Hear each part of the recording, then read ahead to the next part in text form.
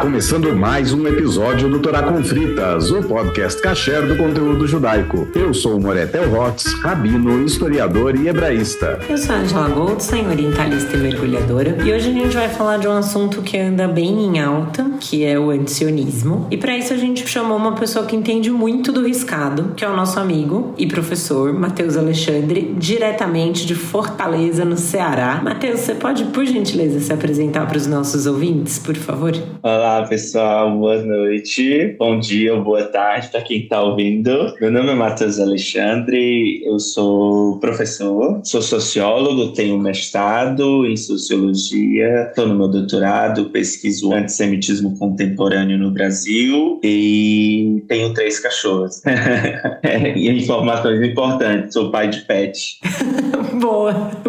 E mora em Fortaleza, né, como eu tinha falado. Isso, sou cearense. Maravilha. Bom, Matheus, acho que como a gente tinha conversado quando a gente estava pensando no roteiro do episódio, a gente pode começar a definir o que seria o antisionismo. Você pode dar o pontapé inicial aí? Sim, claro. Vocês já trataram sobre isso em outros episódios, mas eu vou tentar ser o mais didático possível, porque nunca se sabe quando nós temos novos ouvintes, na verdade. Então, antes da gente definir o que é antisionismo, a gente precisa falar de uma coisinha que vem antes, que é o sionismo. O sionismo, ele é um movimento, ele surge ali no final do século XIX, ele surge no interior da comunidade judaica e ele tem como uma principal liderança um cara chamado Theodor Herzl, que em 1896 publica um livro chamado O Estado Judeu. Esse cara, ele vai então organizar um movimento que fica conhecido como o sionismo e que tinha a intenção de construir um lar nacional para os judeus diante de todo o sofrimento que os judeus, especialmente os judeus na Europa, estavam vivendo. O Herzl, ele estava olhando naquele momento especialmente para os nacionalismos europeus, o nacionalismo italiano, o nacionalismo alemão, francês, e ele dizia, olha, nós precisamos de um caminho semelhante para os judeus, já que nós recebemos uma cidadania, mas não fomos integrados. E daí, então, a gente começa a falar sobre uma oposição ao sionismo. O sionismo nasce já com movimentos de oposição a ele. E aí a gente fala, nesse primeiro momento, de 3 tipos de oposição. E aí eu já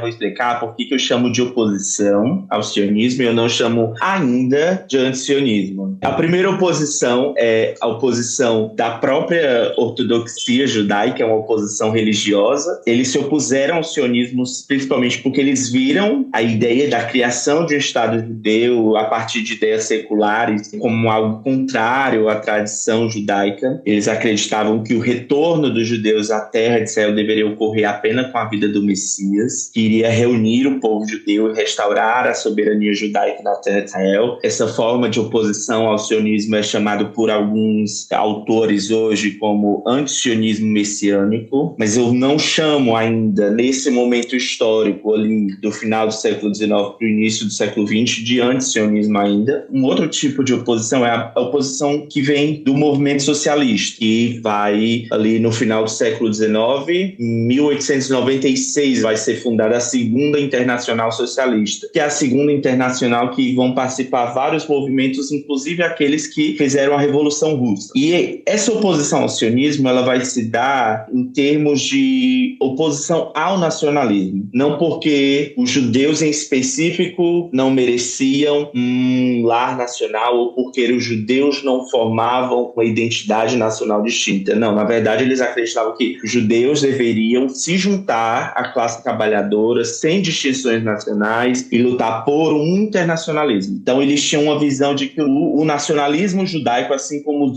as outras formas de nacionalismo, eles eram um problema. Eu acho que vocês já discutiram isso em outros episódios. E inclusive haviam outros movimentos judaicos de esquerda, socialistas, que faziam oposição ao sionismo, mas dentro dessa perspectiva, a perspectiva da dualidade internacionalismo ou nacionalismo. A terceira oposição ao sionismo foi a oposição árabe na Palestina. Essa oposição, ela começa a crescer ainda no final do século XIX, ali com a primeira aliá, que a gente chama de primeira aliá hoje, que foi a Sheikh chegada a primeira imigração em massa dos judeus da Europa do Leste em razão dos pogroms, eles vão para a Palestina ainda naquela época otomana. Então eles migram para lá e com a chegada desses judeus que estavam refugiados, fugidos da perseguição, começa então uma oposição árabe contra o sionismo. E aí começa uma série de tensões ali e, de certa forma, a identidade palestina vai se fortalecer, não na sua totalidade, ela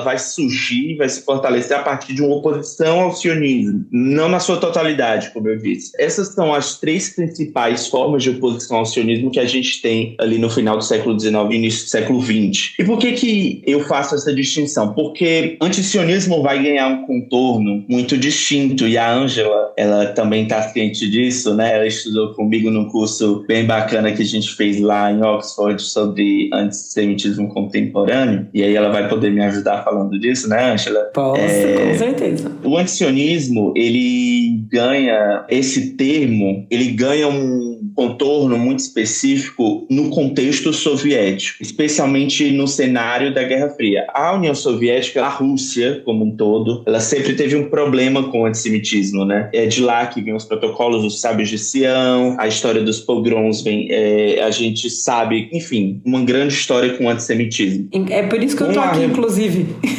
A minha... Inclusive... A presença desta judia brasileira em São Paulo é um registro histórico disso, inclusive, né? A minha família paterna chega ao Brasil em 1800. Gente, o meu avô morreu há um mês, aos 107 anos no Brasil. O pai dele já era nascido no Brasil. Então, quem veio pra cá foi o avô do meu avô. Daí vocês imaginam há quanto tempo isso faz. E aí, outro dia eu fui dar uma pesquisada, assim, em genealogia e tudo mais, e tá marcado ali mais ou menos como vindo da Rússia, do Império Russo. Em casa sempre se falou Polônia, mas talvez fosse Alemanha, mas talvez Prússia, porque a geografia ali já sambou, né, para um lado e para o outro. Mas foi pogrom. E eu lembro de perguntar pro meu avô, falei, mas por que seu avô veio pro Brasil? Quando eles chegaram aqui, Santo Amaro era outro município, hoje em dia é um bairro de São Paulo. Santo Amaro era outro município, eles tinham uma fazendinha em Santo Amaro, resolveram plantar trigo, porque era o que eles plantavam na Polônia. Obviamente, devido à diferença do clima, não vingou, mas o meu avô conta que eles vinham de carroça, o pai dele, né? Vinha de carroça para São Paulo vender coisa. Então, assim, é muito antiga essa história da perseguição. Tem esse histórico todo, e dos protocolos de Sábio de Sião, exatamente como você falou, é uma coisa que surge, é uma propaganda do governo russo, os protocolos de Sábio de Sião, do Império Russo. Eu acho que aqui cabe só a gente, antes da gente entrar no Império Russo como um todo, só para contextualizar duas coisas, que quando o Matheus fala do Herzl olhando para os nacionalismos europeus, ele realmente está olhando isso como modelo, mas o que dá o start, só para contextualizar para os ouvintes, o que dá o start para ele olhar para esses nacionalismos europeus e pensar, dá para aplicar isso para os judeus, é justamente o aumento do antissemitismo no centro da Europa. Ele estava como correspondente de um jornal húngaro em Paris, cobrindo o caso Dreyfus. Aí eu não vou entrar em detalhes caso Dreyfus, eu acho que dá um episódio, só o caso Dreyfus dá um episódio inteiro. De toda forma, fica a dica para os ouvintes pesquisarem também. É esse caso Dreyfus que vai fazer o Herzl perceber que mesmo toda a emancipação judaica e vamos dizer assim, a integração entre aspas, ou seja, a cidadania que os judeus recebem em cada um dos países e tal, isso não resolve o problema do antissemitismo. E aí, esse antissemitismo que tem um braço na Europa Ocidental, um braço de origem religiosa muito antigo, e esse braço russo que também tem uma origem religiosa originalmente, né, pela Igreja Ortodoxa, e que depois vai ganhar esses contornos políticos. A outra coisa que eu queria observar, como o Matheus bem colocou ali, mas para a gente fazer essa distinção enquanto ouvintes nesse momento é muito importante. Quer dizer, as duas primeiras oposições que ele se refere é justamente de um lado judaico-religioso, ou seja, a gente pensaria que o judaico movimento laico, ou que qualquer lado laico não iria se opor. E aí você tem o lado internacionalista, socialista, que é justamente o mais laico dos laicos, também se opondo. Então, o sionismo ali nascente, ele está nesse sanduíche sofrendo essas duas pressões. E sobre as imigrações, que a partir de 1891, na verdade, começam ali as primeiras grandes imigrações, que a gente vai falar sempre aliot ou aliá, como disse o Matheus, explicar o termo, porque às vezes nem sempre as pessoas sabem o que é aliá. Então, essa primeira grande imigração, não é que não tinha judeus antes, isso está implícito na fala do Matheus, mas a gente tem que sempre pontuar isso. Tinha judeus morando na região da Palestina, já desde do Império Turco e muito antes, desde a época do Império Bizantino, desde a época que o Império Romano dispersou os judeus, continua uma massa populacional judaica ali, um pouco mais humilde, vamos dizer assim, em termos de número. Com o Império Otomano, o número de muçulmanos é muito maior, mas nunca deixou de existir presença judaica. E daí também a ideia de que essa terra, que é a terra ancestral do povo judeu, fosse a terra onde fosse ser construída essa futura nação que o Theodor Herzl estava visualizando na sua ideia. Sim, é verdade. Então, as cidades, especialmente Jerusalém, Safed e Hebron, sempre tiveram presença judaica contínua ao longo dos séculos. Alguns historiadores usam até mesmo a palavra imemoriais, tá? Tempos imemoriais. E sim, é verdade, você está bem certo de dizer que o sionismo ele é uma resposta ao antissemitismo, e isso é um elemento muito importante que eu acabei deixando passar aqui, tentando já chegar no assunto do antisionismo soviético. Mas vamos lá. Por que eu gosto de caracterizar o antisionismo como uma especificidade soviética? Porque é a União Soviética que vai criar, a Academia Soviética de Ciências Sociais Soviéticas que vai criar esse termo, que vai atribuir esse termo uma aparência de ciência. Assim como em algum momento lá no século XIX o termo antissemitismo ele é criado e ele é dado a ele uma aparência de ciência na União Soviética, especialmente a partir da década de 60, que se cria um ambiente intelectual para ancorar a propaganda soviética contra Israel, em razão de uma série de questões geopolíticas que a gente vai discutir um pouco, que se cria então um campo de estudos que se chama a cionologia, que ficou conhecido como antisionismo científico. E esse campo ele surge justamente em um período de uma guerra fria intensa, de busca de um inimigo interno para localizar e administrar a insatisfação popular dentro da União Soviética, e especialmente também de um crescimento do ultranacionalismo soviético com a doutrina stalinista de socialismo em um só país, que combinava uma série de elementos do chauvinismo russo, que já era tradicional dentro da sociedade russa, com a doutrina do socialismo soviético. Interessante dizer que o antissemitismo na sociedade russa, e como a gente discutiu aqui, ele não é uma novidade. Com a Revolução Russa, então, há um esforço para se combater o antissemitismo, porém, com o stalinismo, ele volta a ser uma arma política de governo, especialmente para combater a oposição. E quando que, então, o antissemitismo ele volta a ser uma arma política de governo pelo Stalin? O start ele começa ainda em 1948, né? A União Soviética, Stalin apoia a fundação do Estado de Israel. A Golda Meir, ela se torna embaixadora de Israel em Moscou. E existe um relato de vários historiadores que dizem que a Golda Meir foi convidada por Stalin, pelo governo soviético, para ir até Moscou, e as recomendações dadas para a comunidade judaica em Moscou não façam aglomerações, não vão receber, e a comunidade judaica faz exatamente o oposto. Ela vai receber e vai receber com muita alegria, gritando: o povo de Israel vive, meu Deus. E para um paranoico, um totalitário, isso ali foi um start que, enfim, acelerou um processo de vigilância da comunidade judaica que deixou ele louco, assim, e a comunidade judaica então passou a ser mais vigiada, passou a ser mais controlada, algumas instituições passaram a ser censuradas, etc. Então, eu tava lembrando justamente desse momento, né, dessa chegada da Golda Meir, Meir, da aglomeração, né? E do Festival Carmel ali, da recepção dela em Moscou.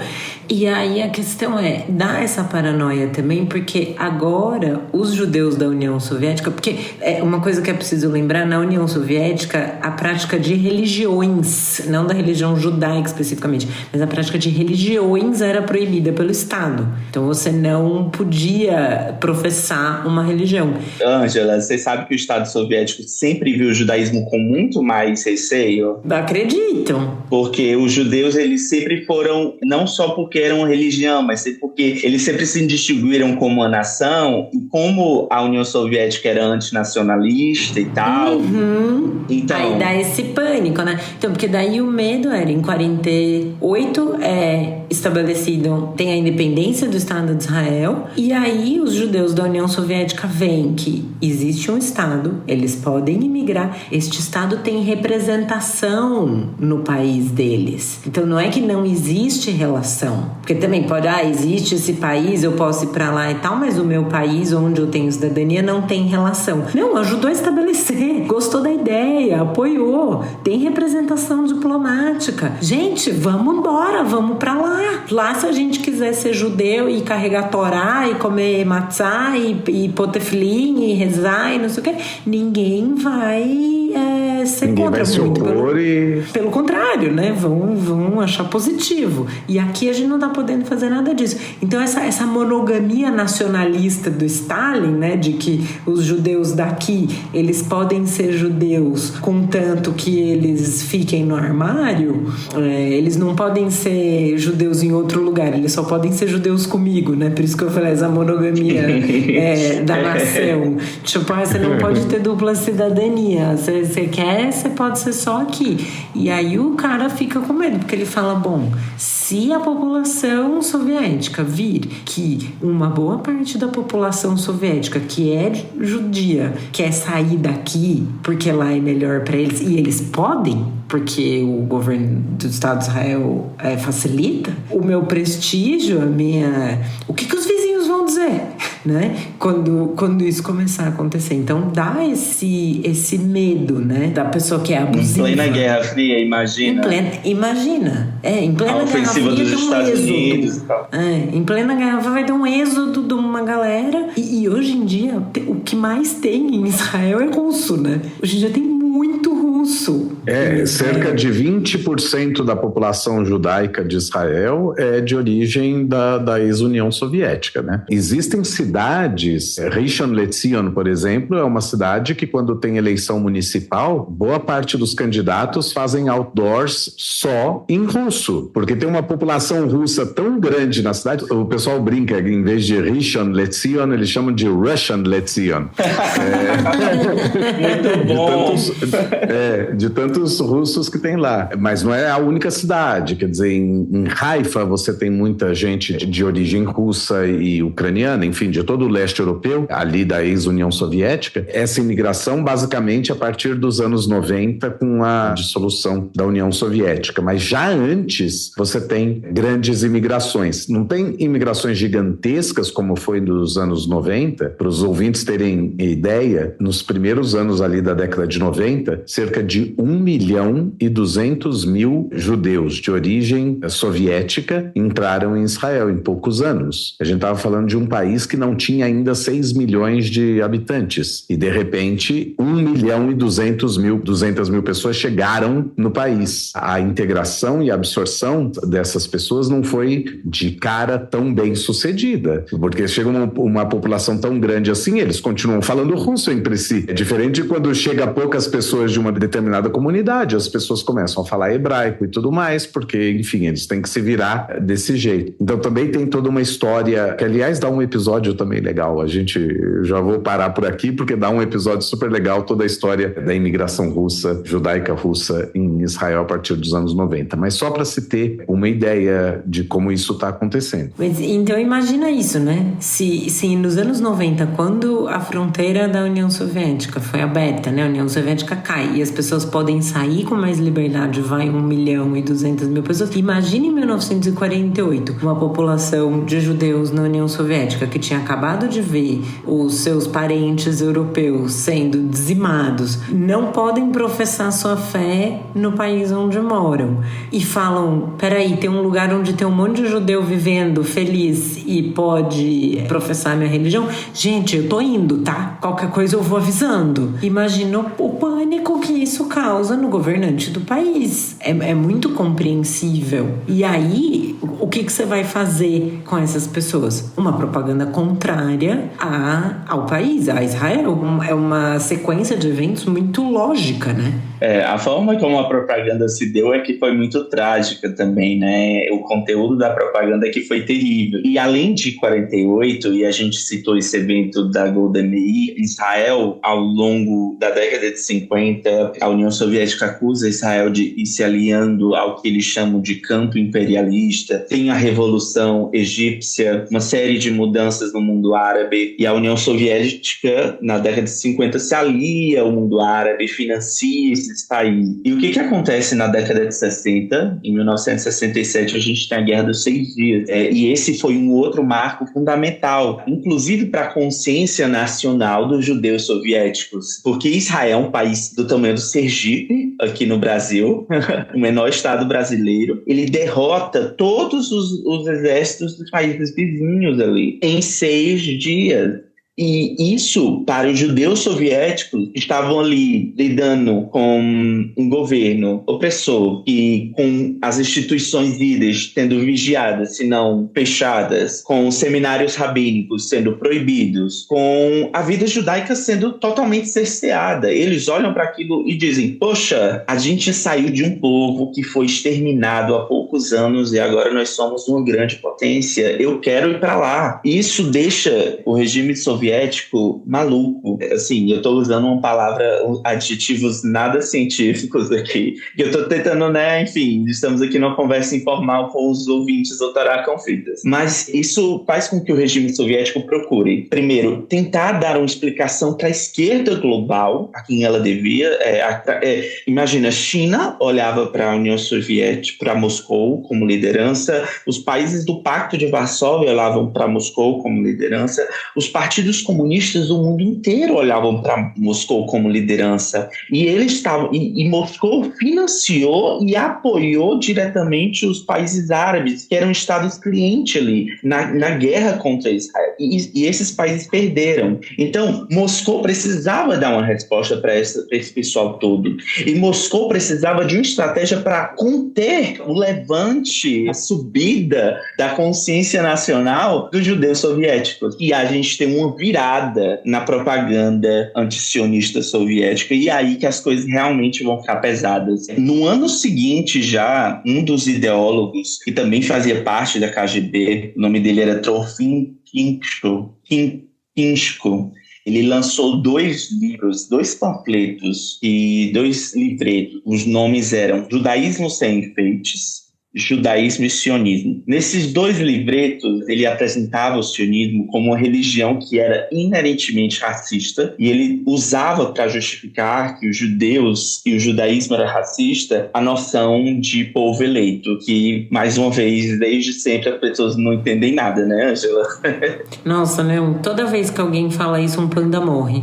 Pois, ele então vai usar isso para dizer que as ações de Israel contra os países árabes, elas já estavam prescritas lá na Torá, uma ideia supremacista, de agressão, de se sentir superior, enfim. Na prática, ele estava falando aqui, não era nem de sionismo, né, mas ele estava fazendo uma linha, ele traçava uma linha de judaísmo, sionismo e agressão, extremismo contra os árabes, né. Um outro ideólogo que também lançou nesse mesmo ano um livro livro, e esses livros eles foram traduzidos para mais de 80 idiomas, incluindo e sobretudo árabe, Yuri Ivanov. Ele lançou um livro que chamava Atenção, Sionismo, e vários outros, claro. Esse é só um deles. Nesse livro ele apresentava o sionismo como um sistema internacional que controlava a política, as finanças, os meios de comunicação globais, tinham recursos ilimitados, estabeleciam um controle do monopólio da mídia, dos bancos. Esse era o discurso. E esses trechos, eles apareciam nos jornais como Pravda, que era um jornal oficial da União Soviética, e eles eram distribuídos nas sedes dos partidos comunistas e em editoras que eram financiadas diretamente por Moscou, em lugares como Londres e outros lugares que Moscou tinha embaixada. Algumas dessas outras obras, por exemplo, eu vou citar aqui algumas delas. Por exemplo, A Essência de Classe do Sionismo, Fascismo sob a Estrela Azul, Judeus Soviéticos, Fato e Ficção, Os Enganados pelo Sionismo, Os Enganados Testemunham sobre a situação dos imigrantes em Israel, sobre aquilo que a gente discutiu, né, que eles precisavam convencer os judeus soviéticos a não imigrarem para Israel. Então eles produziam obras para dizer, olha, não, Israel não é tão legal, lá é muito ruim, então não vão. Sionismo e Apartheid. Então o libelo de dizer que Israel é um apartheid, ele já acontece desde a década de 60. Na verdade, antes da Guerra de 6 Dias, já haviam discursos de lideranças soviéticas acusando Israel de apartheid, quando a Cisjordânia ainda era uma ocupação do Reino da Transjordânia e Gaza ainda era uma ocupação do Egito. Judaísmo sem enfeite, judaísmo na era dos ditadores, enfim, várias obras que perpetuaram discursos que são utilizados até os nossos dias naquilo que é chamado de antisionismo. E é por isso que eu faço essa distinção, entende, Ângela? Porque aquilo que a gente viu lá no final do século XIX e início do século XX, Theo, que é uma oposição religiosa, uma oposição política ao sionismo, ou mesmo uma oposição laica por parte da comunidade judaica, se distingue fundamentalmente disso que a gente está vendo que se formou a partir da propaganda soviética e que fundamenta o que é o antisionismo hoje e que, na verdade, está imbuído de muita propaganda antissemita que foi reciclada sob outro discurso que só troca o sionismo por o judaísmo, os judeus por sionismo, sionistas. Existe também um outro elemento que é muito importante, que está presente até os nossos dias no discurso antisionista, que é o discurso de que sionismo é igual nazismo. A gente vê isso na Avenida Paulista, a gente vê isso aqui no Ceará, a gente vê isso em todo lugar. De onde que vem esse discurso? Esse discurso, a gente rastreia ele em 1982, quando o atual líder da Autoridade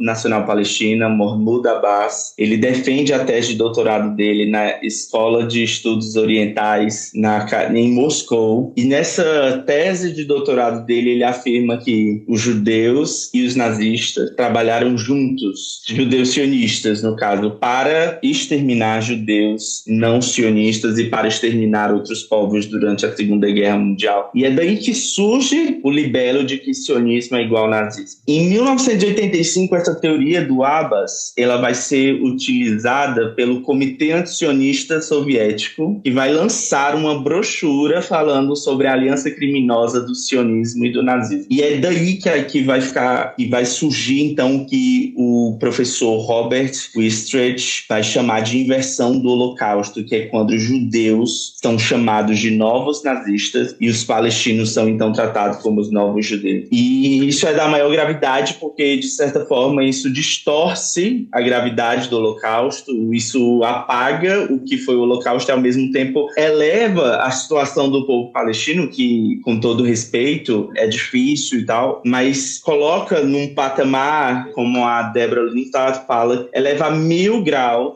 o que acontece nos territórios palestinos e diminui em 1000 graus o que aconteceu no Holocausto contra judeus. Tem algumas frases, né, que quando a gente ouve, um pando, uma fada morre, assim, que é isso. Sionismo é igual a nazismo, ou então assim, não, as pessoas têm que separar os judeus do sionismo. Isso é uma coisa que eu tenho ouvido muito hoje em dia. Assim, cada vez que você ouve isso, de vez em quando me dá vontade de levantar e sair correndo. Às vezes e dependendo de quem é o meu interlocutor, eu vejo se eu consigo ter um espaço para essa conversa ou não. Porque existe uma coisa também de não dar murro em ponta de faca. Se você perceber que a pessoa não tem qualquer disposição de te ouvir para falar sobre isso, vai ser uma conversa infrutífera e frustrante para os dois lados. Mas a questão de falar a gente precisa separar os judeus do sionismo, ou isso o sionismo é igual a nazismo, pegando o gancho no que você fala no começo do episódio, Matheus, as pessoas precisam entender de onde vem o sionismo e que de fato existem até judeus que no início se opõem à ideia, e até hoje existem judeus que se opõem à ideia do sionismo, ou não querem morar em Israel, ou não têm nem vontade de conhecer ou visitar Israel, que seja. Eu acho que isso não é o caso, e uma pessoa ser judia e sionista não faz dela mais ou menos judia, né? Um judeu não se considerar sionista, isso não faz dele mais ou menos judeu. Mas existe essa coisa, né, que a Deborah Lipstadt fala, você distorce a coisa e você eleva isso num patamar de mau caratismo, porque se você for ver qual é o cerne das duas ideologias, tanto da ideologia sionista quanto da ideologia nazista, a ideologia sionista vem de um momento em que existe um movimento de nacionalismos europeus nos quais os judeus se espelham e pensam, pô, a gente queria ter uma coisa igual. Vamos fazer isso onde? Em Jerusalém, porque é onde faz sentido pra gente historicamente, porque é originalmente de onde a gente vem, é onde a nossa religião começa, é o início da nossa história. Do mesmo jeito que quando os italianos unificam a Itália, eles falam, pra gente não faz sentido ter um país Itália se a capital não for Roma, né? A gente quer ter a Itália com a capital sendo Roma. Então, o desejo é esse, é uma pátria nossa, onde a gente possa viver de acordo com as nossas leis, com os nossos costumes, com a nossa língua, e onde judeus do mundo inteiro possam ser acolhidos. E o outro lado, que é a ideologia, o cerne da ideologia nazista, é nós somos melhores do que os outros, nossa existência está sendo ameaçada pela existência dos judeus, dos negros, dos gays, dos deficientes, e a gente precisa então eliminar todas essas pessoas para que a gente possa continuar vivendo tranquilamente no nosso lugar. Aí a gente faz o quê? Não, a gente mata. Vamos matar todo mundo. Porque a gente sempre fala muito do nazismo associado ao que aconteceu aos judeus, porque foi a população que foi morta em maior número, mas assim, a gente não pode nunca esquecer do que foi feito com as pessoas com deficiência. A professora Adriana Dias, que era a nossa amiga que teve aqui, que era uma pessoa com deficiência, falou sobre isso. E se você vê cartazes da época, a propaganda nazista, era uma coisa absolutamente asquerosa. Então tem a foto de uma pessoa com deficiência e fala, olha, a vida dessa pessoa custa anualmente X mil marcos para ser mantida pelo Estado. Quem paga por isso é você. E para manter uma pessoa que não produz, não tem capacidade de produção laboral, então não gera renda para o Estado, né? É uma pessoa que onera o Estado. A ideia seria essa. Então, se você pega qual é o cerne de cada uma dessas ideologias, né? A gente já falou sobre o povo cigano aqui também, com a Mel, num episódio, faz tempo, me esqueci, mas acho que deve ser o episódio número 27, 30, mais ou menos. Com a população cigana foi a mesma coisa com a população judaica da Europa, né? Então, são coisas, eu diria que incomparáveis, já no cerne de cada uma. E aí a ginástica mental que as pessoas fazem para conseguir torcer isso ao ponto de querer comparar o desejo de ter um país, uma pátria, a uma ideologia que quer exterminar quem é considerado diferente, perigoso, oneroso para o Estado. Você não consegue, como dizem na física, né? Eu gosto muito dessa expressão, que para você entender, para você estar errado a respeito de um conceito, você precisa entender o mínimo daquele conceito, né? E aí uma das piores ofensas que você pode falar para alguém é olhar e falar, bicho, você não tá nem errado. Assim, você desconhece o assunto tão profundamente que você não tá nem errado. Não dá nem pra errado. Exatamente, você não tá nem errado. E o pior dessa comparação, Angela, fazer essa comparação sionismo com o nazismo, além de ser uma violência histórica, como a memória do Holocausto, e com os judeus sobreviventes que fizeram de Israel um lugar para reconstruírem suas vidas, é que, na verdade, apaga-se a própria propaganda nazista pro mundo árabe. O historiador Jeffrey Huff tem um livro sobre isso, a propaganda nazista no mundo árabe, que ele vai tratar em um capítulo específico só sobre como o nazismo demonizava o sionismo na sua propaganda antissemita do mundo árabe. Tinham pronunciamentos sobre conspiração judaica do Hitler de tarde em Berlim. Ele era traduzido para o árabe e passava nas rádios sírias à noite. Era um completo absurdo. E havia todo um discurso nazista de que se os judeus conseguissem consolidar um Estado na Palestina, isso seria terrível para o mundo, porque seria consolidar um plano de dominação mundial, enfim. E todo esse discurso depois foi apropriado pelo antisionismo. Por isso que quando a gente fala de antisionismo, a gente tem que pensar o que essas pessoas estão chamando de sionismo. Elas estão falando de uma caricatura construída historicamente a partir de molduras imbuídas de antissemitismo, imbuídas de um discurso antissemita. E quando a gente estuda a propaganda antisionista soviética, a gente tem a prova disso. Todos os libelos contemporâneos utilizados pelos antisionistas, eles são libelos que têm raiz na propaganda antisionista soviética. Eu vou compartilhar aqui com vocês, gente, uma imagem que eu gosto sempre de usar nas minhas aulas sobre antisionismo. Vocês me permitem? Com certeza. A gente depois põe. Depois vocês mandam. Já apareceu aí pra vocês? Já. Uhum. Aqui aranha, né? É uma foto para uma aranha, um judeu como aranha, a foto do lado esquerdo, um judeu como aranha, para uma ilustração do livro Os Protocolos dos Sábios de Sião na década de 1920. Do lado direito a gente tem uma imagem, uma foto de crianças em cima de um desses carrinhos de passeata no 1º de maio de 1972 na União Soviética. A aranha sendo reutilizada, e em russo tem a frase: o sionismo é uma arma do imperialismo. E a aranha sendo o imaginário da aranha que tem suas garras espalhadas pelo mundo sendo reutilizado pela propaganda antisionista. E essa foi a tônica da propaganda antisionista ao longo das décadas, pelo menos entre 67 até 88, que foi o período em que durou a propaganda antisionista soviética oficial.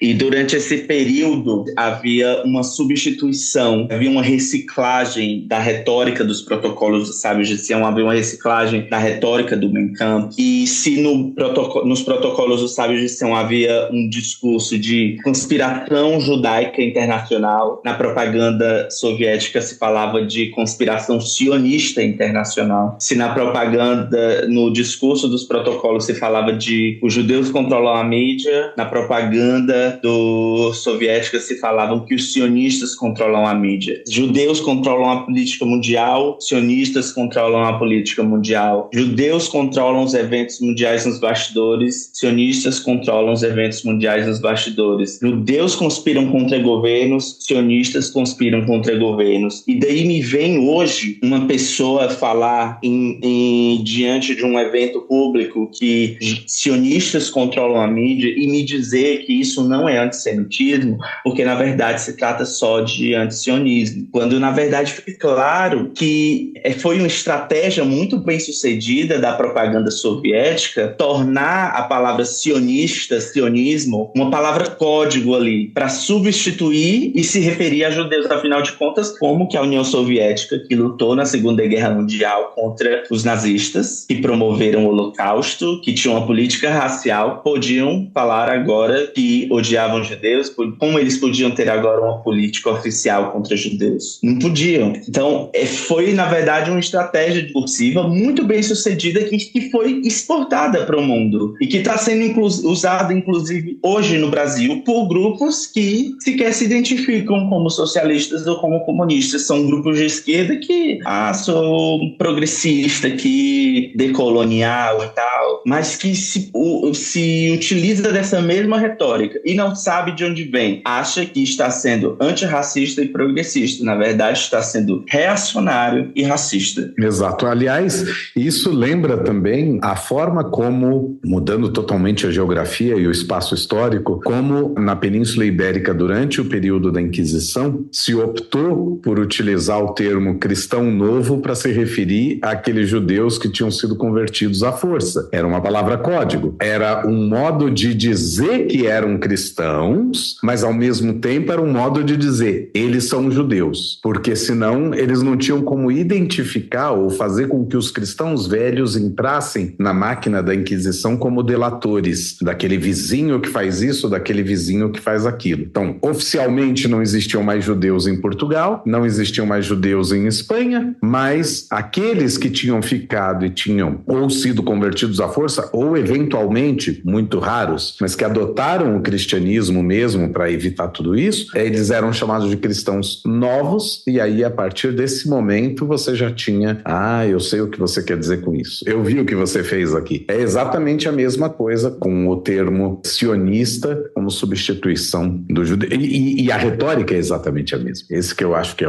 a ideia que tem que estar presente quando a gente encara esse desafio. Não se está usando algo novo. E todas essas características é que vão mostrar como o antisionismo é só uma nova forma de antissemitismo mascarado. Eu acho que essa é a principal contribuição desse episódio do Matheus aqui com a gente, sem sombra de dúvida. Eu acho que isso tem que estar bem claro para quando as pessoas falam. E é óbvio que isso, em nenhum momento, a gente está querendo diminuir o valor do nacionalismo palestino, que foi sendo também formado durante todo esse período. Aliás, todos os nacionalismos árabes, tem que lembrar isso também, né? Você tem todo o Império Turco, todo mundo turco. E quando ele começa a ruir, você começa a ter esse surgimento desses países. A Síria não existia enquanto país. Ela também tem a independência mais ou menos no mesmo período. O Líbano e assim por diante, todo mundo tem suas independências e nascem como entidades nacionais no mesmo período, entre os anos 20 e os anos 40, alguns nos anos 50, mas a maioria absoluta daqueles países todos do Oriente Médio hoje também tem seu surgimento no mesmo momento que surge Israel. Então, essa ideia de tentar costurar uma coisa como se Israel fosse um implante imperialista no meio do Oriente Médio, ele também falha por isso, porque se eu vou falar isso, então eu tenho que falar que o Líbano nasceu como um implante cristão, que os franceses quiseram criar, que a Síria é um implante francês muçulmano que os franceses quiseram criar. Então, se você vai usar esse discurso para falar tem uma ingerência europeia aqui, tem que usar para todo mundo, porque para todo mundo teve também. É esse o ponto que é revelador do antissemitismo, nesse tipo de antisionismo, né? Que é a atribuição de uma excepcionalidade a Israel e ao nacionalismo judaico, uma excepcionalidade negativa. Por quê? Qual é que é a diferença?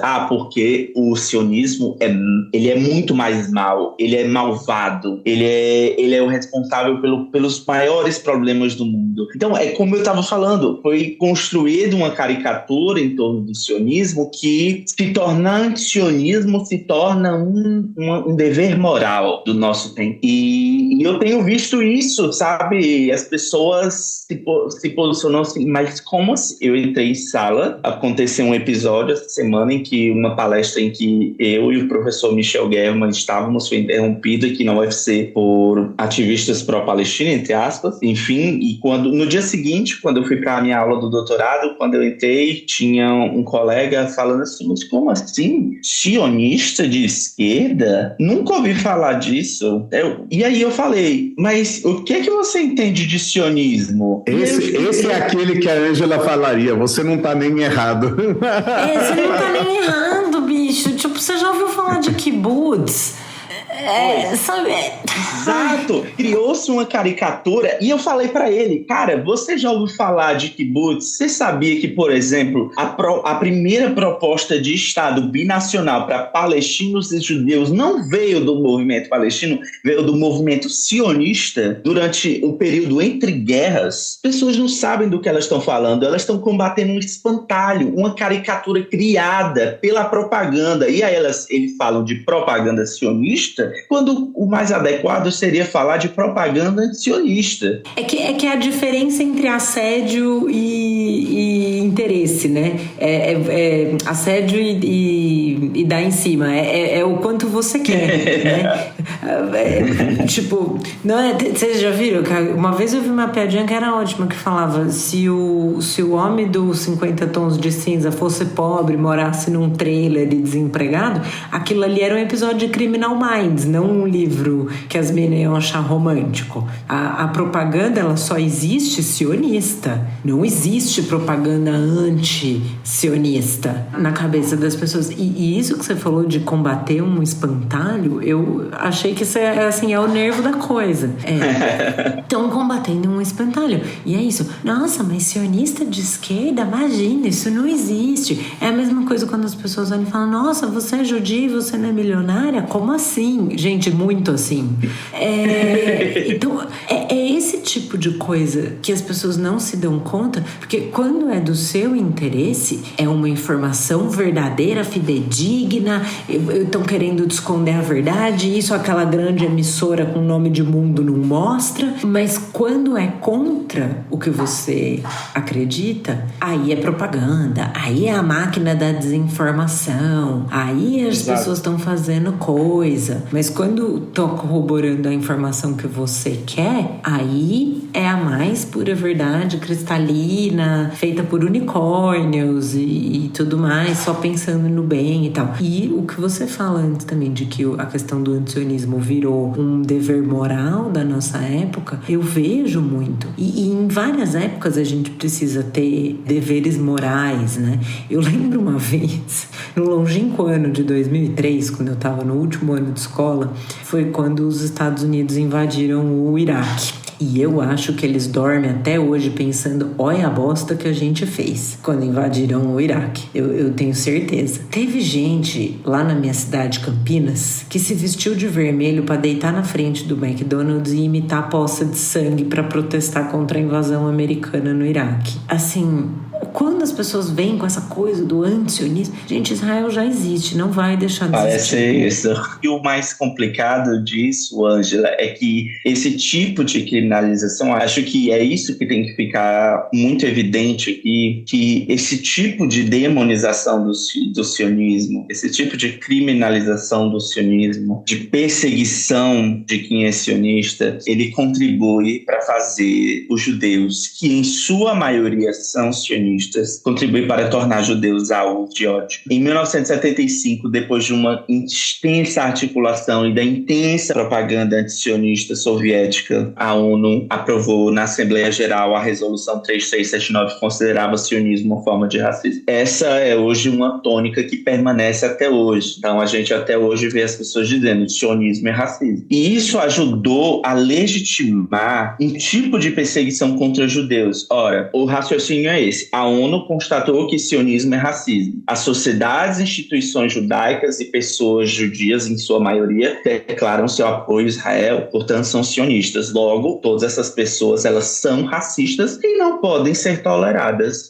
É o que tem acontecido nos campos universitários nos Estados Unidos e no Brasil. As pessoas dizem: não temos que tolerar racistas, porque elas fazem uma equiparação, sionismo igual racismo. Então, as pessoas, ao combaterem um espantalho, elas estão contribuindo com a perseguição e o ódio contra judeus. E quando a gente vai para a história, e o Theo está aqui como historiador, ele pode falar melhor do que eu sou apenas sociólogo, onde quer que o antisionismo tenha ganhado tração social, o antissemitismo floresceu. E todos os judeus se tornaram alvos. Seja no mundo árabe, quando 900 mil judeus foram expulsos e espoliados com a fundação do Estado de Israel, seja na Polônia, com a caça às bruxas antisionistas em 68, que resultou na expulsão e imigração forçada de cerca de 15 mil judeus, seja na campanha antisionista soviética, que resultou na perseguição de instituições culturais e religiosas da comunidade judaica, por que hoje, no Brasil, na Europa, na América do Norte, seria diferente? Não está sendo. Não está sendo. É o discurso antisionista que está fazendo com que sinagogas no Brasil sejam depredadas com Free Palestine, morte aos sionistas. É o discurso antisionista que está fazendo pessoas invadirem lojas e atacarem comerciantes judias, uma comerciante judia na Bahia com gritos de morte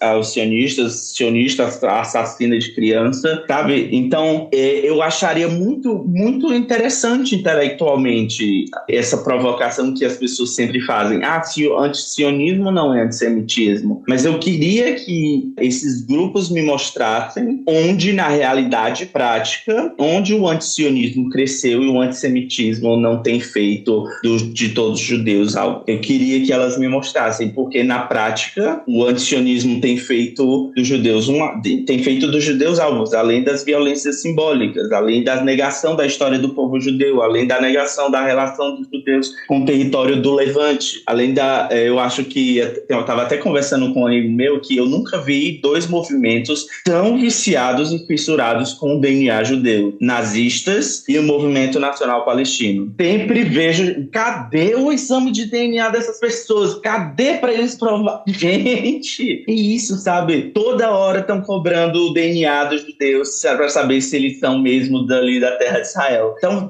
vão medir o crânio agora? Isso é o que está faltando, sabe? É eugenia 2.0, né? Exato. Tá tendo muito rebranding, né?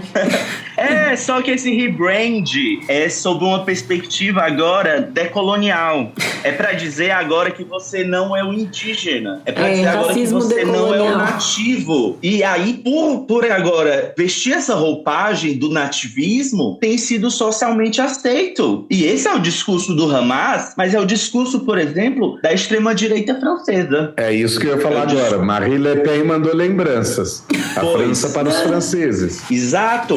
E agora é a Palestina para os palestinos, sabe? Então, eu fico... Enfim, essa é uma discussão longa. A gente passaria 3 horas aqui conversando sobre isso. Então, é essa coisa do rebranding, né? E como vem... Porque daí vem essa ideia, né? Você é judeu mesmo? Fala 3 salmos aí, né? Você tem que provar o tempo todo se você é judeu. Porque assim, se você não é judeu, esteticamente judeu, e com esteticamente judeu eu quero dizer o que a pessoa que assiste Netflix entende por um judeu, que é ortodoxo, de cachinho, de chapéu preto, mulher de peruca, de lenço. Se você não tem a estética Netflix do judeu ortodoxo oprimido pela comunidade judaico-ortodoxa, cita 3 salmos aí, senão você não é judeu mesmo. Ou vem, mas seu pai e sua mãe também são? Então fica essa necessidade de você se provar judeu. O Daniel, e também a necessidade de você se provar um judeu não violento em relação aos palestinos. O Daniel Dueck, do IB, fala isso num episódio do podcast do Eu Conheço, do podcast do IB. Ele fala, agora depois do 7 de outubro a gente começa dizendo, eu sou judeu, mas eu sou legal. Eu sou judeu, mas eu sou contra a ocupação.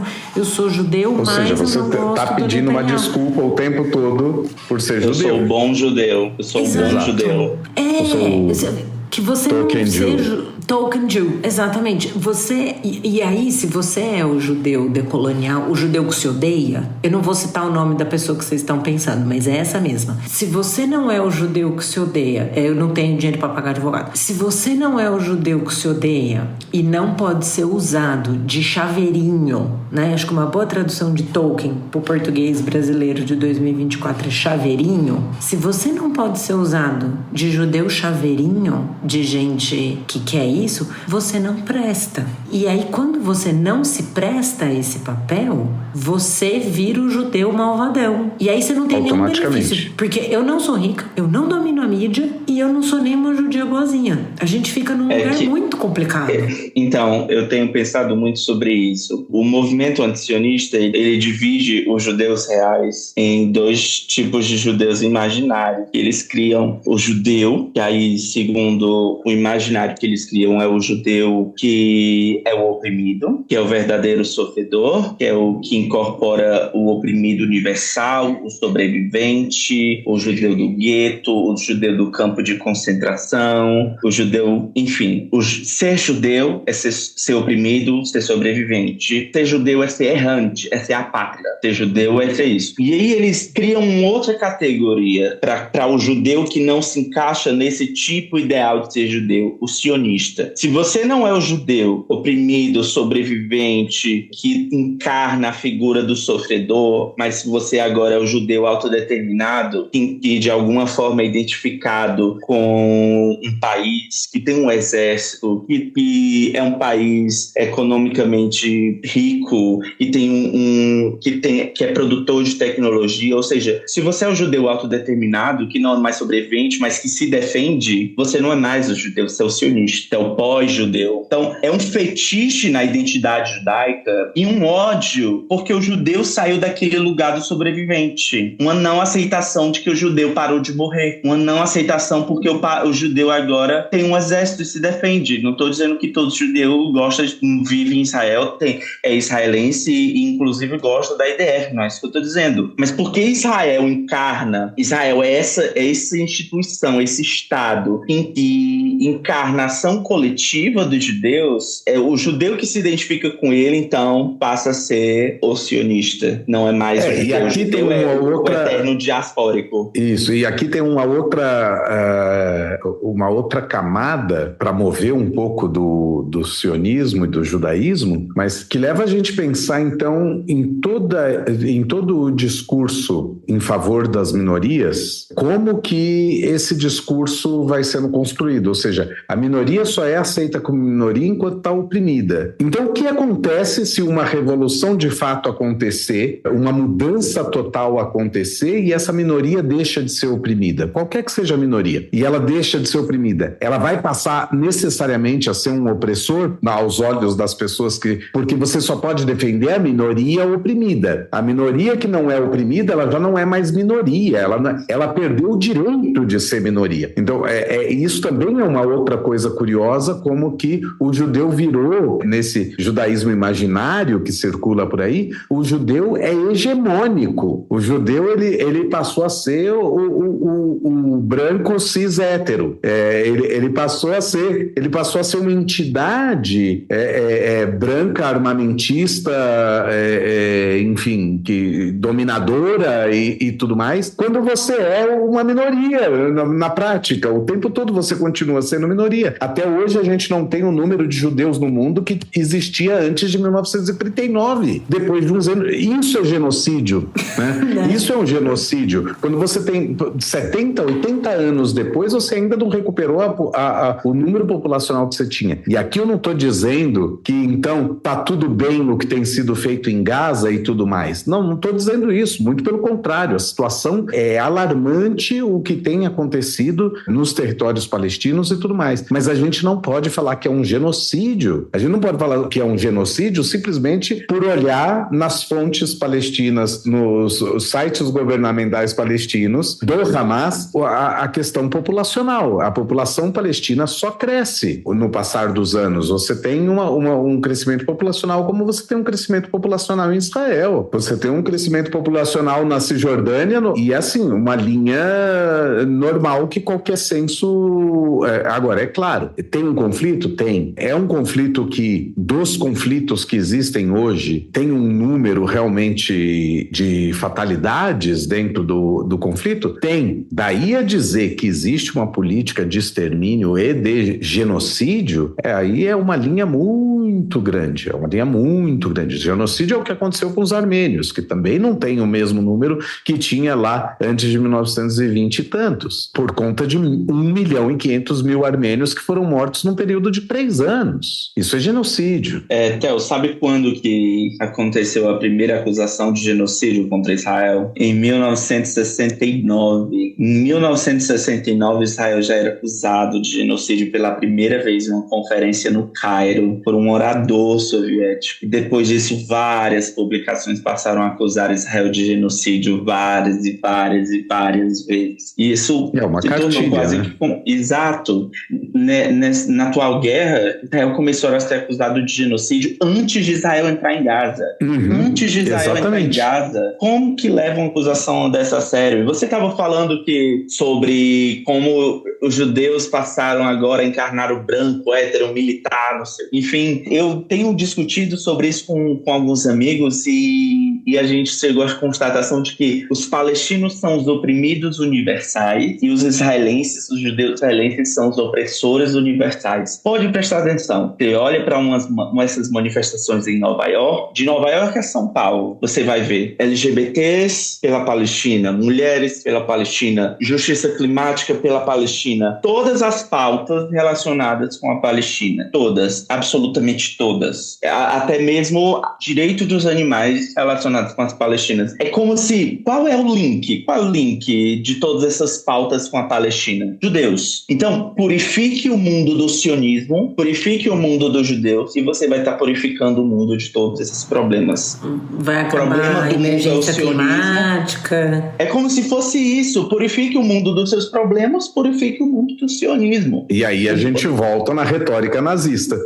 Exato. Esse mostra exatamente a mesma equivalência. O discurso que existia na extrema-direita ali, hoje ele está graçando dentro da esquerda de uma forma visível e só não enxerga quem não quer ou porque está tão dentro do olho do furacão quando foi cooptado que não consegue enxergar, que é exatamente a mesma... Sabe quando foi a primeira vez que a gente falou sobre isso? Abril de 2022. Abril de 2022. Foi antes da gente completar 1 ano de podcast.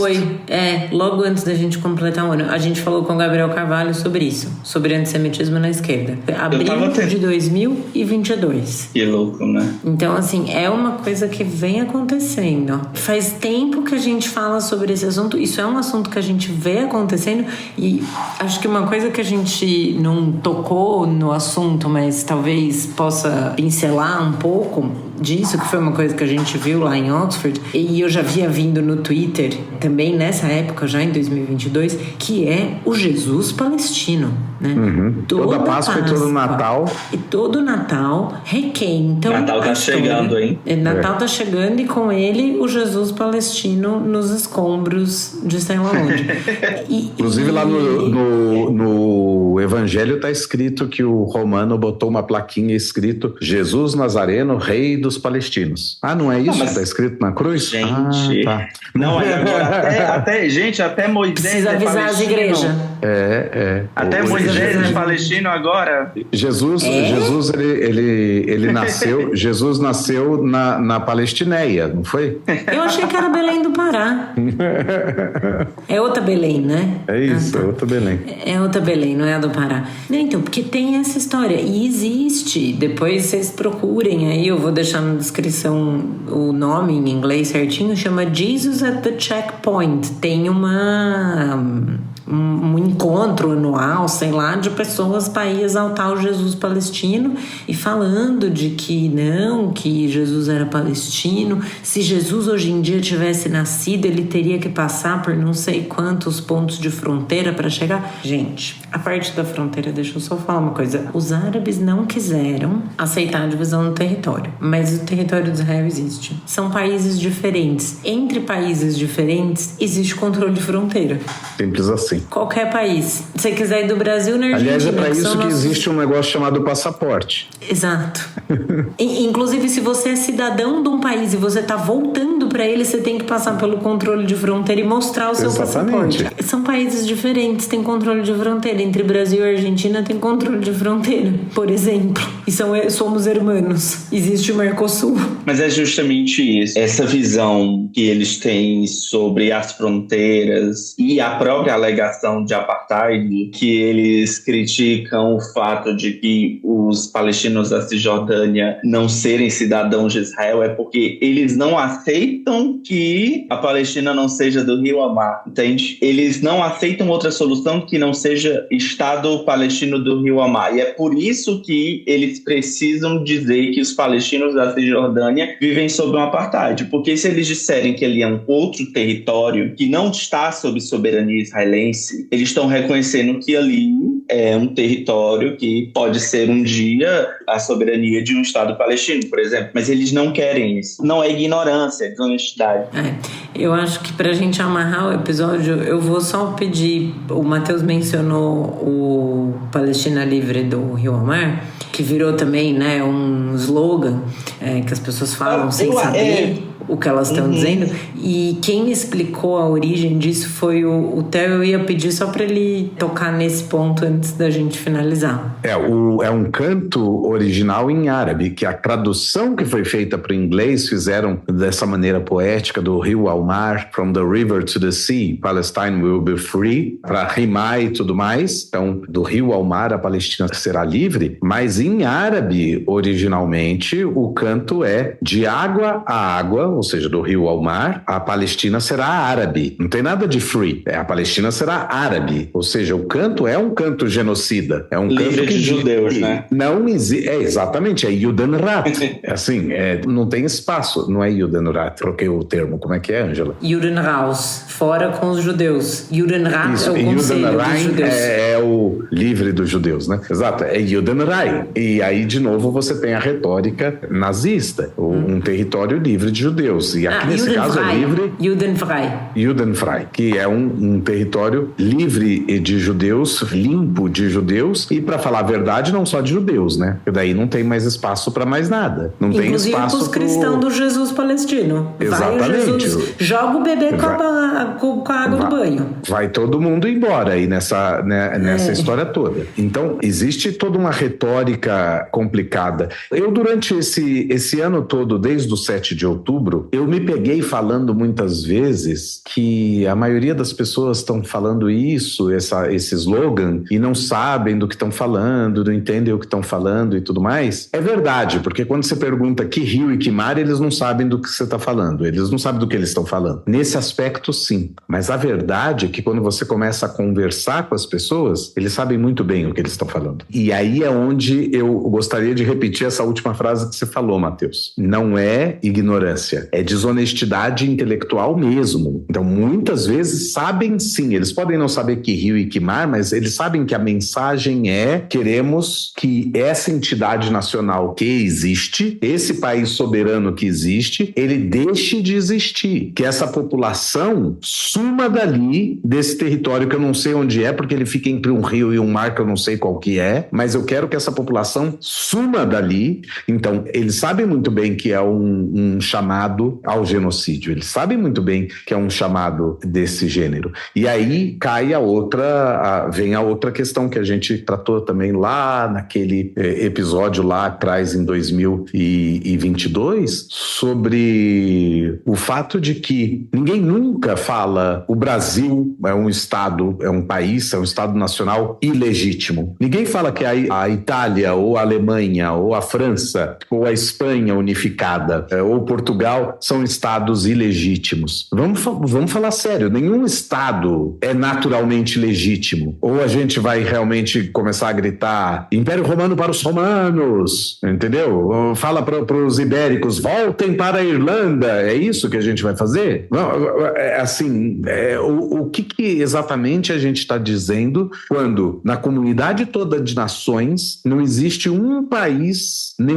nenhum país que enfrenta uma oposição oposição à sua própria existência, desqualificando a legitimidade desse país. Então, só para citar, em 1948 a Índia ficou independente também e o Paquistão também. Alguém questiona a legitimidade do Paquistão e da Índia? Eu não estou dizendo que tem que eu não estou querendo dizer que tem que deslegitimar a Índia e Paquistão. Eu estou querendo dizer justamente que se existe esse discurso só contra um país muito específico, que é Israel, que encarna todas essas questões que a gente levantou nesse episódio, isso só reforça que esse é um discurso naturalmente antissemita. Ele é um discurso naturalmente antijudaico e não anti qualquer coisa. Porque se existisse anti-brasilismo, nem o anti-americanismo é a mesma coisa. Porque o anti-americanismo não tem um call ali pelo fim dos Estados Unidos, devolva o oeste americano para o México. Não existe isso. Quem está gritando nas ruas para devolver o Texas para o México e toda a Califórnia? Ninguém está gritando isso. Agora, por quê?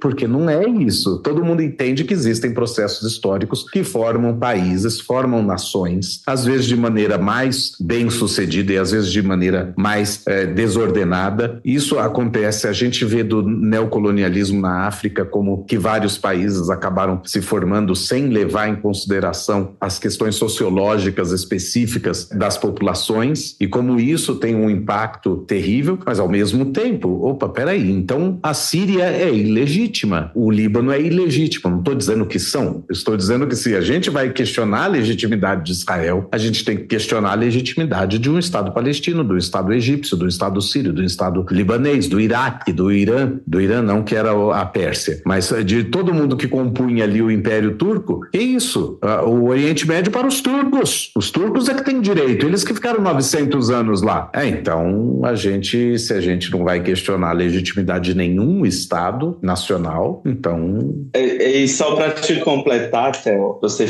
explicou esse real significado do rio ao mar, from the river to the sea. Eu acho que, com certeza, vão aparecer pessoas, não, mas o real significado disso é que todas as pessoas do Rio, Jordão, ao mar Mediterrâneo sejam livres, judeus e palestinos. Isso é lavagem ocidental. Vai me desculpar o ouvinte que pense dessa forma. Isso é lavagem ocidental. Não existe hoje um movimento nacional na Palestina que defenda isso, que defenda a ideia de um Estado plurinacional.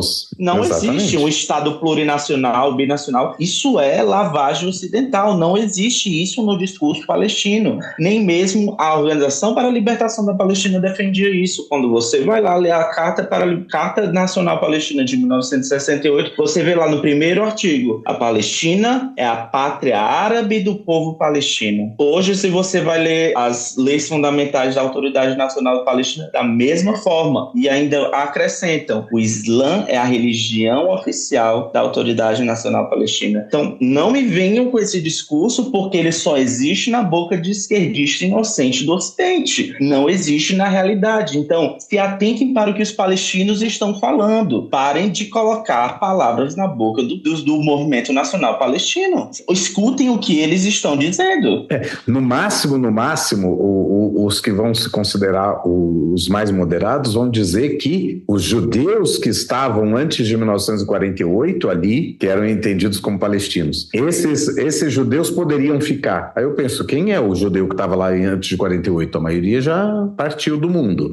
A carta dizia assim, antes da invasão. Só que quando é que eles consideram a invasão, né? 48. Exato. 48, é 1891. É quando que é? Exatamente. Bom, acho que com essa questão no ar a gente encerra o episódio de hoje, porque fica um pouco sem resposta mesmo, né? Não tem resposta. A resposta é para você estar pelo menos errado ou ter chance de estar certo nas suas argumentações ou ter chance de estar errado nas argumentações, no mínimo você tem que estudar de fato o tema e não repetir slogans de cartilha. E o que está acontecendo no mundo hoje, e não é de hoje, como a gente viu nesse episódio, é essa repetição doida de cartilha. É aquilo. Você vê um país como como a Rússia fazer uma invasão e um bombardeio como fez na Ucrânia e vem fazendo, e essa guerra continua e tudo mais, e ninguém que reza por essa cartilha consegue falar que existe uma injustiça ali. Ninguém consegue falar, peraí, a Rússia não tem direito de fazer isso.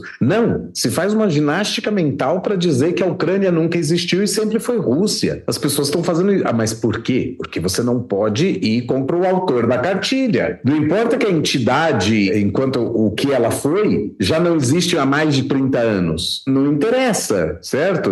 Que em 1991 parou de existir a União Soviética. Não interessa. Essa Rússia, que hoje não é comunista, que hoje não é de esquerda, que hoje tem laços quase pornográficos com a Igreja Ortodoxa da Rússia. Esse país não é aquela mãe Rússia, a autora da cartilha. Esse país, mas você não consegue ir contra o autor da cartilha. E aí o discurso vai ser sempre repetido da mesma forma. Então eu não posso falar contra. Então não tem resposta. Agora a única resposta é estudar. É estudar, conhecer e conhecer de uma maneira que esteja aberto para absorver de todo tipo de argumentações e contra-argumentações. Não pode simplesmente beber. Eu só conheço pizza de mussarela e aí eu vou falar que é a melhor pizza do mundo porque eu só conheço mussarela. Mas se eu não conhecer marguerita, eu não vou conseguir estabelecer alguma comparação. Eu vou falar, tem tomate, tem queijo, é a mesma coisa. Não é a mesma coisa. Eu preciso conhecer os vários tipos de pizza para poder dizer para poder estabelecer comparações e criar a minha própria opinião e desenvolver a minha própria opinião. O exemplo é bobo, mas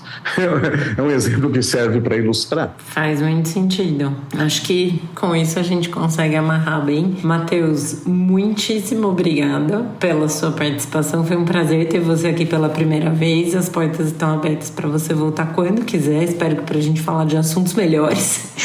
Mas... Eu que agradeço, gente, o convite. Foi uma honra para mim. Eu que sou ouvinte de vocês há tanto tempo. Me senti honrado pelo convite, até nervoso de estar aqui hoje.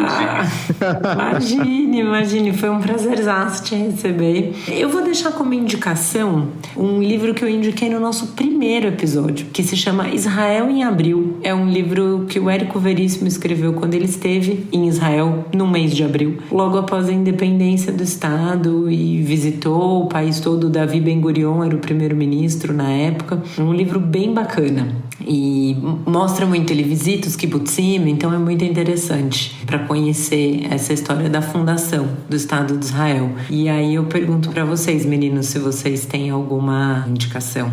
Olha, eu faria uma indicação que não é exatamente diretamente ligada ao tema, mas é por conta da fala de duas pessoas. Há cerca de um mês a gente participou, tanto eu estava lá quanto o Matheus também estava, de um painel da OAB do Distrito Federal. O vídeo está disponível no YouTube, ele chama Do Racismo Estrutural Antissemita à Normalização da Violência. Ali, a minha fala foi focada mais no antissemitismo histórico, como que ele nasce e se forma no seio da Europa, como que ele se desenvolve, e a fala do Matheus foi nesse sentido. São falas mais curtas, mas eu acho que sintetizam muito bem. Então, cada fala tem cerca de 20 minutos, mais ou menos. O Matheus tratou desse tema do antissemitismo e do antisionismo na União Soviética, e que, na verdade, pareceu bem uma continuidade bacana desse arco que eu fiz, dessa ponte que eu fiz do antissemitismo na história da Europa como um todo e do cristianismo como um todo, como que ele acabou se tornando também um discurso cristão durante tanto tempo. Então, quem quiser escutar, outras pessoas estavam presentes, obviamente, pode assistir o vídeo todo, mas dá para selecionar ali também a minha fala, a fala do Matheus logo em seguida, e dá para ter uma ideia bacana. É um vídeo que eu recomendo bastante. Eu vou recomendar... Muito bom. Eu vou recomendar o livro As Origens do Nacionalismo Judaico, do Jaime Pinsky. É um livro que é resultado da tese de livre docência dele, e é um livro muito bom para quem quer entender o nacionalismo judaico, o sionismo, e inclusive a sua pluralidade, além dessas caricaturas e desses espantalhos. Maravilha. Então, com isso a gente termina por aqui o episódio de hoje do Torá com Fritas. Lembrando que vocês podem entrar em contato com a gente através do nosso e-mail, toraconfritas@gmail.com, ou nos seguir no Instagram, @toraconfritas. favoritas. Para não perder nenhum episódio, é só assinar o nosso feed no seu tocador de podcasts preferido. E lembrando que o Torá com Fritas é feito pela Angela Goldstein e pelo Theo Hotz, que idealizaram e apresentam o podcast. O Alu é o nosso editor de som e intérprete da nossa música de abertura. Para entrar em contato com ele é só procurar no Instagram pela @aluprodu. E a nossa identidade visual é da Maia Batalha. Muito obrigada a todo mundo que nos ouviu até agora. Muito obrigado e até a próxima!